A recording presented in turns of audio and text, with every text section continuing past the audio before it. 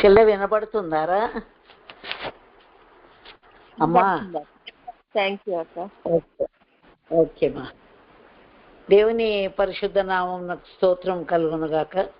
ప్రభువైన యేసుక్రీస్తు నామంలో యేసయ్య మినిస్ట్రీస్ మీటింగ్లో పాల్గొనే ప్రతి బిడ్డకు, ఇంటర్నెట్ త్రూ వాక్యం వినే ప్రతి బిడ్డకు హృదయపూర్వక వందనాలు తెలియజేస్తున్నానండి.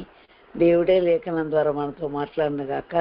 ఈ సునాద సంవత్సరాన్ని, హితవత్సరాన్ని దేవుడు మనకు దయచేసి చూస్తూ, మనల్ని నడిపిస్తూ, మనకు సమాధానం అనుగ్రహిస్తూ, మనల్ని ముందుకు నడిపిస్తున్న దేవాది దేవునికి మహిమ కలుగునుగాక. దేవునికి స్తోత్రం. చూచుచున్న దేవుడు మన దేవుడు. మన కష్టాల్లో, ఇరుకుల్లో, ఇబ్బందుల్లో, వ్యాధుల్లో, బాధల్లో, మన సమస్తంలో మనతో ఉండి మనల్ని చూస్తూ, ముఖ్యంగా వివేకం కలిగి దేవుని వెతుకువారు కలరేమో అని దేవుడు ఆకాశం నుండి నరులను పరిశీలించి చూచుచుండగా, ఇదిగో మనము ఈ కొద్ది సమయము ప్రభు సన్నిధిలో కూడి పాడి స్తుతించి ఆరాధించి వాక్యాన్ని ధ్యానించుకుని ఈ గొప్ప అవకాశం ఇచ్చినందుకు దేవాది దేవునికి వందనాలు. దేవునికి స్తోత్రం. దేవుని బిడ్డలారా, ఈ సునాద సంవత్సరంలో దేవుడు ఈ సంవత్సరము మనల్ని విస్తరింపజేస్తానని, మనల్ని నియమిస్తానని, మనల్ని వర్ధిల్లజేస్తానని దేవుడు మనకు వాగ్దానం ఇచ్చాడు. దేవునికి స్తోత్రములు కలుగునుగాక. ఈ సందర్భంగా యెషయా గ్రంథం 55వ అధ్యాయము 4-5 వచనాలు చదువుతా. ఇదిగో జనములకు సాక్షిగా అతన్ని నియమించి తిని, జనములకు రాజుగాను అధిపతిగాను అతన్ని నియమించి తిని. నీవెరగని జనులను నీవు పిలిచెదవు. నిన్నెరగని జనులు యెహోవా నిన్ను మహిమపరచగా చూచి, నీ దేవుడైన యెహోవాను బట్టి, ఇశ్రాయేలు పరిశుద్ధ దేవుని బట్టి నీ యొద్ద పరిగెత్తి వచ్చెదరు. దేవునికి స్తోత్రం. దేవుని బిడ్డలారా, నియమించుట అనేది అపాయింట్ చేయడము, అపాయింట్మెంట్. ఉదాహరణకి ఒక ఇంటర్వ్యూకి వెళ్తున్న వ్యక్తి ఎన్నో రకాల ఆలోచనలతో, ఎంతో భయంగా ఏం ప్రశ్నలు అడుగుతారో, నన్ను నియమిస్తారా లేదా ఈ ఉద్యోగానికి అని ఆ విధంగా భయంగానే పాల్గొంటూ ఉంటారు. కానీ మనకు ఈ సందర్భంలో నియమిస్తున్నాను అని చెప్పిన ప్రభువు మాట, దేవుని వాక్యం ఏంటంటే, యేసు ప్రభువును గురించి యెషయా గ్రంథంలో యెషయా ప్రవచనం ద్వారా దేవుడు రాయించి పెట్టాడు. అది దప్పికొన్న వారులారా, మీరు నీళ్ళ యొద్దకు రండి, రూకలు లేకపోయినా పర్వాలేదు, మీరు వచ్చి కొని భోజనం చేయండి. రండి, రూకలు లేకపోయినా ఏమీ ఇయ్యకయే ద్రాక్షరసమును పాలను కొనుడి అని ఈ విధంగా ప్రభు ఆత్మీయంగా మర్మంతో ఉన్న విషయాన్ని చెప్తూ ఉన్నాడు. దేవుని బిడ్డలారా, మనము దప్పికతో ఉన్నప్పుడు నీళ్లు కావాలని ఎంతో కోరిక ఉంటుంది కదా. అయితే ఒకవేళ డబ్బులు పెట్టి కొనుక్కునే విషయం అయితే మాత్రము అది మరి మన దగ్గర సరి అయిన డబ్బులు లేకపోవచ్చు. అందుకు తోడు నాకు ఒకసారి ఒక ప్రాక్టికల్గా ఎగ్జాంపుల్ కలిగిందండి. ఏంటి అని అంటే, మన స్టేట్స్లో ఉన్నప్పుడే లోకల్ ఫ్లైట్లో వెళ్ళడం జరిగింది. అయితే కార్డు మీదనే వాటర్ కొనుక్కోవాలంట. కార్డు మీదనే వాటర్ కొనాలంటే నా దగ్గర కార్డ్స్ ఏమి లేవు. డాలర్స్ ఉన్నాయేమో డబ్బులు కొనుక్కోవడానికి, కానీ కార్డు నా దగ్గర లేదు. అలాంటప్పుడు మరి నాకు దాహం అవుతుంది, నీళ్ళు కావాలా ఎలాగో అని అంటే, ప్రక్కకున్న సహోదరి, మరి ఆమెకి ఏం ప్రేరేపణ కలిగిందో నాకు తెలియదు, కానీ ఆమె డబ్బులు కార్డుతో పే చేసి కొని వాటర్ బాటిల్ కొనుక్కొని 2 గ్లాసులు ఇవ్వమని అడిగి, ఒక గ్లాసులో తాను పోసుకొని తన ముందు చైర్లో పెట్టుకుంది, ఇంకో గ్లాసులో నీళ్లు నింపి నా చైర్ మీద పెట్టింది. అప్పుడు నాకు అనిపించింది, ఓహో, దాహం ఉన్నప్పుడు నీళ్ళ అవసరత ఎంత ఉంటుంది. దూరదేశం నుండి ఎవరైనా వచ్చినప్పుడు చల్లని పానీయం కావాలా, ఎండాకాలం వచ్చిందంటే చల్లని నీళ్ళు కావాలా, చల్లని నీళ్ళు అయితే ఎంత బాగుంటుంది అని. అయితే మరి పర్మిషన్ లేకుండా మనము వాటర్ కూడా బ్యాగ్లో పెట్టుకొని తీసుకొని పోవడానికి లేదు ఫ్లైట్లో. ఒక చిన్న బాటిల్లో నేను ఈ ఎక్స్పీరియన్స్ ఉందని చిన్న బాటిల్లో నింపుకొని నా బ్యాగ్లో పెట్టేశాను. పెడితే నా బ్యాగు మొత్తం చెక్కింగ్ దగ్గర సైడ్కి వెళ్ళిపోయింది.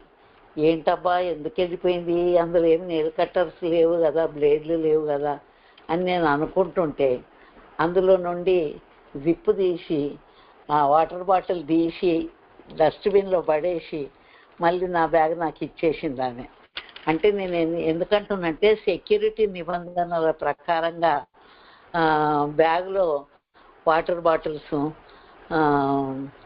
లేకపోతే వాళ్ళ దగ్గరనే కొనుక్కోవాలంటే కార్డు పేమెంట్ మాత్రమే, డబ్బులు ఇచ్చి కొనుక్కోవడానికి లేదు. మరి ఇలాంటప్పుడు ఎంత కష్టము మనకు కొనుక్కోవడానికి. దేవుని వాక్యంలో దప్పికొన్న వారులారా నీళ్ళ యొద్దకు రండి, రూకలు లేని వారులారా మీరు వచ్చి కొని భోజనం చేయండి అంటే ఇది దేవుడు రూకలు లేకపోయినా మన కొరకు ఆయన చెల్లించి ఆయన మనకు జీవజలాన్ని జీవాహారాన్ని అందించిన గొప్ప దేవుడై ఉంటున్నాడు.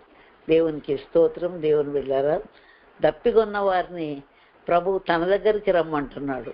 జీవజలంలో ఊటైన ప్రభు దగ్గరికి వచ్చి దాహం తీర్చుకోమని ప్రభు చెప్తూ ఉన్నాడు. మరి ఆ విధంగా ప్రభు దగ్గరికి రావాలి అని అంటే మరి మన కొరకు ప్రభువు నియమింపబడి ఉన్నాడు. ఆయన మనకు అన్నిటికీ చాలిన గొప్ప దేవుడు. మరి అక్షరార్థమైన అవసరతలకైనా ఆత్మీయంగా అవసరతలకైనా పాప క్షమాపణకైనా మన కొరకు పెనాల్టీ చెల్లించడానికైనా అన్నిటికీ చాలినది మన ప్రభు అయిన యేసుక్రీస్తు మాత్రమే. ఇదిగో జనములకు సాక్షిగా అతన్ని నియమించి తిని దేవుడు నిజంగా తండ్రి అయిన దేవుని దగ్గర విజ్ఞాపన చేసేటప్పుడు, ప్రభువా ఈ బిడ్డ కొరకు నేను కార్చిన రక్తాన్ని చూడు, నేను ఈ బిడ్డ కొరకు ప్రాయశ్చిత్తం చేశాను, నా రక్తాన్ని కార్చాను, నా ప్రాణం పెట్టాను అని మన కొరకు ఆయన మన పక్షంగా విజ్ఞాపన చేసే దేవుడై ఉంటున్నాడు. దేవునికి స్తోత్రం. ఇదిగో జనములకు సాక్షిగా అతన్ని నియమించి తిని, జనములకు రాజుగాను అధిపతిగాను. రాజు అంటే సార్వభౌమాధికారం కలిగిన వాడు, అధికారం కలిగిన వాడు. మన ప్రభువు అధికారము కలిగిన వాడు, ప్లస్ భూమియు దాని సంపూర్ణతయు లోకమును దాని నివాసులను యెహోవావే అని కీర్తనలు 24వ కీర్తనలో వ్రాయబడి ఉంది. ఆయనయే ప్రభువే అన్నీ అయినప్పుడు ఆయన మనకి ఏదైనా చేయగలడు, ఎంతైనా చేయగలడు, కథ మొత్తం మార్చగలడు, ఏ పరిస్థితినైనా మార్చగలిగిన దేవుడు. ఎందుకంటే ఆయన జనములకు సాక్షిగా నియమింపబడ్డాడు. మన కొరకు ఆయన రాజుగాను అధిపతిగాను నియమించబడ్డాడు కనుక దేవునికి స్తోత్రం. మన కొరకు మన ప్రభు మన దాహం తీర్చడానికి, మన ఆకలిని తీర్చడానికి, మన ఆత్మీయంగా అక్షరార్థంగా శరీర సంబంధంగా అది దాహమే కానీ ఆకలే కానీ ఏదైనా తీర్చగలిగిన శక్తి ప్రభు లోపలుంది. అందుకే ఆయన జనములకు సాక్షిగా నియమింపబడ్డాడు, జనములకు రాజుగాను అధిపతిగాను నియమింపబడ్డాడు.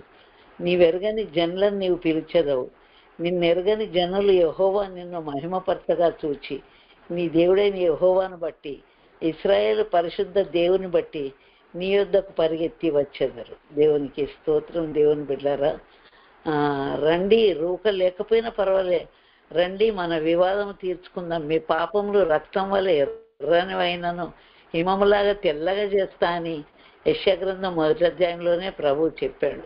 మన వివాదములను, మన వ్యాజ్యములను, మన పాపములను, మన సమస్త కల్మషమును, విర్రవీగుతున్న దుష్టత్వమును సమస్తమును కడిగివేసి మనల్ని శుద్ధీకరించే అధికారం ఎవరికి ఉంది అనంటే ప్రభు అయిన యేసుక్రీస్తుకు మాత్రమే ఉంది.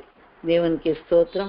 మన ప్రభువు మన కొరకు నియమింపబడ్డాడు. ఎందుకంటే ఆయన మన కొరకు సరిపోయిన వాడు, మరి పరిష్కారం చేయగలిగిన వాడు, అధికారం కలిగిన వాడు, ఏదైనా చేయగలిగిన దేవుడు కనుక దేవునికి స్తోత్రం. ఇదిగో జనములకు సాక్షిగా అతన్ని నియమించి తిని ప్రభు అయిన యేసుక్రీస్తు. ఆయన ఒక్కడు ఉంటే చాలండి మనకు సమస్తానికి చాలు ఆయన. నీ ఆరోగ్యం కావాలన్నా, అనారోగ్యంలో నీకు ఆరోగ్యం కావాలన్నా, నీ కొరతల్లో నీ అవసరత తీర్చాలన్నా, నీ దప్పికొన్నప్పుడు నీళ్లు కావాలన్నా, నీ పాపము కడిగివేయబడాలన్నా, సర్వానికి ఆయననే పరిష్కారము, ఆయననే నియమింపబడ్డాడు గనక దేవుడు మన కొరకు మన పక్షంగా ఆయన సాక్షిగా నియమింపబడ్డాడు, అధిపతిగాను రాజుగాను నియమింపబడ్డాడు. నీవెరగని జనులను నీవు పిలిచెదవు.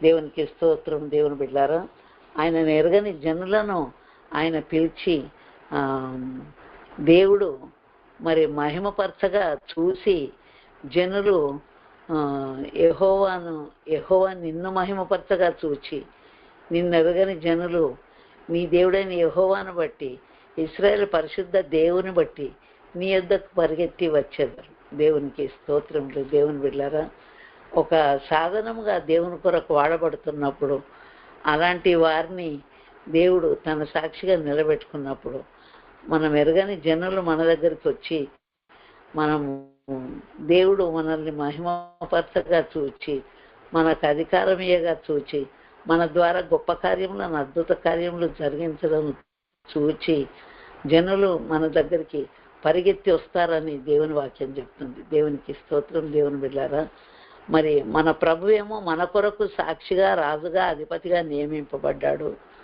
ఆయన బిడ్డలమైన మనల్ని ఆయన పిలిచి, ఆయన మనల్ని మహిమపరచడం చూచి అనేకులు దేవుని బిడ్డల దగ్గరికి పరిగెత్తుకొని వస్తారని దేవుని వాక్యం సెలవిస్తా ఉంది. దేవునికి స్తోత్రం. ఈ యొక్క హితవత్సరంలో, సునాద సంవత్సరంలో మనం కోల్పోయిన రక్షణ భాగ్యాన్ని, మనము దేవునితో ఉన్న అనుబంధాన్ని కోల్పోయిన మనకు తిరిగి పరిష్కరించడానికి, ఆ సంబంధమును ఏర్పరచడానికి తండ్రి అయిన దేవుడు కుమారుడైన యేసు ప్రభు యొక్క చేయిని విడిచిపెట్టాడు. అందుకే సిల్వలో 4వ మాట ప్రభు మాట్లాడిన మాట, నా దేవా నా దేవా నీవెందుకు నన్ను విడిచిపెట్టావు. దేవునికి స్తోత్రం. దేవుని బిడ్డలారా, తెగిపోయిన మానవ బంధాలను పునరుద్ధరించడానికే ఆయన కుమారుని చెయ్యిని వదిలిపెట్టాల్సి వచ్చింది. ఎందుకంటే మరి తెగిపోయిన మానవుల హస్తాన్ని తీసి తండ్రి చేయితోటి కలపడానికి యేసు ప్రభు తన హస్తాన్ని వాడి మధ్యవర్తిగా ఆయన ప్రాణాన్ని పెట్టి, నేను ఈ బిడ్డల కొరకు కార్చిన రక్తము, నేను ఈ బిడ్డల కొరకు చేసిన ప్రాయశ్చితము, నేను ఈ బిడ్డల కొరకు చెల్లించిన పెనాల్టీని చూడు ప్రభువా అని తండ్రిని బ్రతిమాలుకుంటున్నాడు. దేవునికి స్తోత్రం కలుగును గాక. దేవుని బిడ్డలారా, మన ప్రభువు ఈ సునాద సంవత్సరంలో మన కొరకు యేసయ్యను నియమించి, మరి యేసయ్య ద్వారా నేనే మార్గం, నేనే సత్యం, నేనే జీవం అని ప్రభువు చెప్పిన మాట, ఆయననే మన కొరకు మార్గమై ఉన్నాడు, ఆయననే మన కొరకు జీవమై ఉన్నాడు. ఆయన ద్వారా మాత్రమే తండ్రి దగ్గర చేరడానికి వీలున్నది. కనుక మన కొరకు నియమింపబడిన మన ప్రభువును బట్టి మనం దేవుని ఎంతో స్తుతించాలా. దేవునికి స్తోత్రం కలుగును గాక. యెషయా గ్రంథం 51వ అధ్యాయము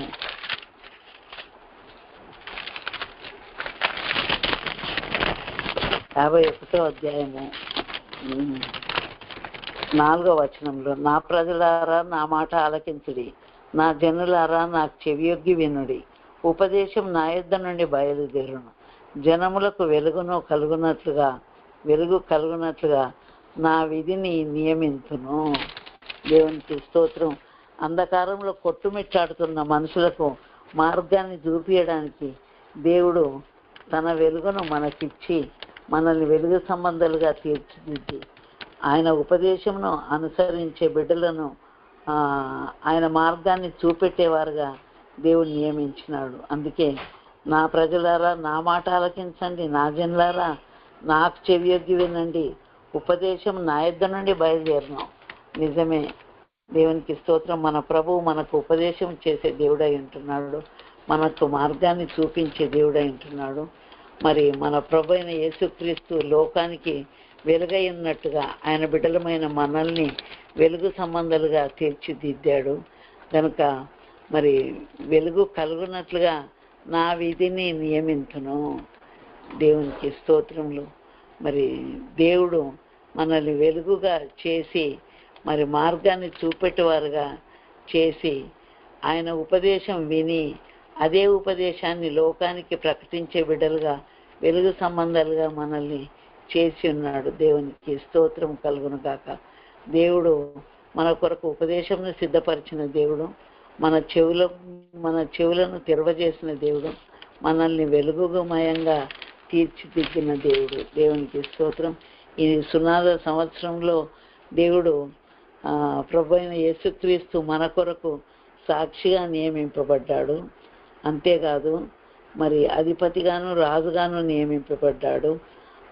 మనము దేవుణ్ణి ఎరగని అన్యజనులను పిలిచి దేవుడు మరి తన బిడ్డలను మహిమపరచగా చూచి మరి పరిశుద్ధ నామమును బట్టి పరిగెత్తి వారి దగ్గరికి రావడము, ఇదంతా దేవుడు మనల్ని ఆ విధంగా మార్చినాడు. దేవునికి స్తోత్రం. దేవుని బిడ్డ, నీవు నేను వెలుగు సంబంధాల వల్ల నడుచుకొని లోకానికి దేవుని ఉపదేశాన్ని ప్రకటించే వారంగా ప్రచురించే వారముగా ఉండాలని ప్రభు యొక్క ఉద్దేశము. దేవునికి స్తోత్రములు. ఈ సునాద సంవత్సరంలో హితవత్సరంలో రండి రండి, మీరు కోల్పోయిన దాన్నంతా తిరిగిచ్చే ప్రభు దగ్గరికి రండి. ఆయన ద్వారా మాత్రమే సమస్తాన్ని మనం పొందుకోగలము. ఆయన ద్వారా మాత్రమే రక్షణను, ఆయన ద్వారా మాత్రమే మోక్షాన్ని, ఆయన ద్వారా మాత్రమే పాపక్షమాపణ, విడుదల సమస్తము పొందుకోగలుగుతామని మనం ప్రభువును చూపెట్టే వారంగా, ప్రభు మార్గాన్ని ప్రచురించే వారంగా ఉండాలని ప్రభు మనల్ని సునాద సంవత్సరంలో నిలబెట్టి ఉన్నాడు. దేవునికి స్తోత్రం కలుగును గాక. దేవుని బిడ్డలమైన మనము మన ప్రభు ఏ విధంగా మన కొరకు ఆయన ప్రాణాన్ని పెట్టాడో మనము లోకంలో ఉన్న అనేకులను ప్రభు వైపు మళ్లించడానికి సాధనాలుగా వాడబడాలని దేవుడు కోరుతూ ఉన్నాడు. నిన్ను నన్ను వెలుగు సంబంధులుగా నియమించినందుకే మనము వెలుగు సంబంధుల వల్ల ఉండాలి, కానీ చీకటిలో మార్గము దిక్కుదోచని పరిస్థితిలో అంధకారంలో కొట్టుమిట్టాడుతున్న వారిలాగా ఉండకూడదు. మనం వెలుగు సంబంధుల వల్ల నడిచి అనేకులకు వెలుగును మార్గాన్ని చూపెట్టు వారంగా ఉండడానికి దేవుడు తన కృప మెండుగా మనందరికీ దయచేయును గాక.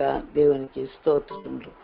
మరి దేవుడు తన వాక్యంలో ఇచ్చిన వాగ్దాన వాక్యాన్ని చదువుతానండి. యెషయా గ్రంథము 57వ అధ్యాయం 15వ వచనంలో, మహాగణుడును మహోన్నతుడును పరిశుద్ధును నిత్య నివాసియునైన వాడు ఇలాగ సెలవిచ్చుచున్నాడు, నేను మహోన్నతమైన పరిశుద్ధ స్థలములో నివసించువాడను, అయినను వినయము గల వారి ప్రాణమును ఉజ్జీవింప చేయుటకును, నలిగిన వారి ప్రాణమును ఉజ్జీవింప చేయుటకును, వినయము గల వారి యొద్దను దీన మనసు గలవారి యొద్దను నేను నివసించుచున్నాను. మన ప్రభు మనతో ఉండి మనల్ని తన సాధనాలుగా వాడుకోవడానికి ఇష్టపడుతున్నాడు కనుక మనము ప్రభువుని రుచి చూసినట్టే మనము లోకానికి రుచి చూపించే బిడ్డలుగా వాడబడడానికి దేవుడు మనకు తన కృప మెండుగా దయచేసి నడిపించును గాక. ఆమేన్. ప్రార్థన చేసుకుందామండి. దేవునికి స్తోత్రం. స్తోత్రం ప్రభా, పరిశుద్ధుడా, నీ పాదాలకు వందనాలు నాయన. ప్రభు అయిన యేసుక్రీస్తును జనములకు సాక్షిగా మీరు నియమించారు, రాజుగా అధిపతిగా నియమించారు ప్రభా. అయితే ప్రభా తండ్రి, మరి నీ బిడ్డలమైన మేము ఎరగని అన్యజనులను నీ వైపు మళ్లించే బిడ్డలంగా, నీ కొరకు వాడబడే బిడ్డలంగా ఉండడానికి సహాయం చేయండి ప్రభా. దేవా, నీకు స్తోత్రములు స్తోత్రములు. నిన్ను నమ్మిన బిడ్డల్ని నీవు మహిమపరిచే దేవుడవై ఉంటున్నావు, వెలుగు సంబంధాలుగా చేసే దేవుడవై ఉంటున్నావు. నీ ఉపదేశాన్ని విని దాన్ని లోకానికి ప్రకటించే బిడ్డలుగా మమ్మల్ని వాడుకోండి ప్రభా. దేవా, నీకు స్తోత్రములు స్తోత్రములు. నియమించే దేవుడవు గనుక నీకెంతో వందనాలు. అధికారం కలిగిన దేవుడవు గనుక వందనాలు. మా కొరకు ప్రాణం ఇచ్చిన ప్రాణప్రియుడవు గనుక నీకు వందనాలు. దేవా మా కొరకు ప్రాణం ఇచ్చి మమ్మల్ని నీ సొత్తుగా నీ బిడ్డలుగా చేసుకున్నందుకు వందనాలు. మేము మహోన్నతులమైనా కూడా వినయం గల వారి యొద్ద, దీన మనసు గల వారి యొద్ద నివసించే దేవుడవు గనుక మేము దీన మనసుతోనూ వినయంతోనూ జీవించి నాయన మాలో నిన్ను కలిగి ఉండడానికి నీ కృపను దయచేయమని ప్రార్థిస్తున్నాం నాయన. దేవానికి స్తోత్రములు స్తోత్రములు స్తోత్రములు అయ్యా. మరి యెషయా ప్రవచన గ్రంథం ద్వారా మీరు మాతో మాట్లాడినందుకు స్తోత్రములు ప్రభా. యేసయ్య ప్రేయర్ సెల్లో ఉన్న ప్రతి బిడ్డను మీరు దీవించండి, ప్రతి ఒక్కరిని బలపరచండి, ప్రతి ఒక్కరికి ఆరోగ్యం ఇవ్వండి నాయన. వారి వారి కుటుంబాలను దీవించండి ప్రభా. నీ మార్గంలో నడిపించి నీ సహాయం దయచేయమని మా ప్రభువును ప్రియరక్షకునైన యేసుక్రీస్తు నామంలో ప్రార్థిస్తూ ఉన్నాను కన్న తండ్రి, ఆమేన్. తండ్రి అయిన దేవుని ప్రేమయు, ప్రభు అయిన యేసుక్రీస్తు కృపయు, పరిశుద్ధాత్మ దేవుని నిత్య సమాధానము, సహవాసము, ఆదరణ, కాపుదల ఆయన సన్నిధిలో తల వంచిన బిడ్డలకు సకల పరిశుద్ధులకు నిత్యము తోడైంది నడిపించును గాక. ఆమేన్.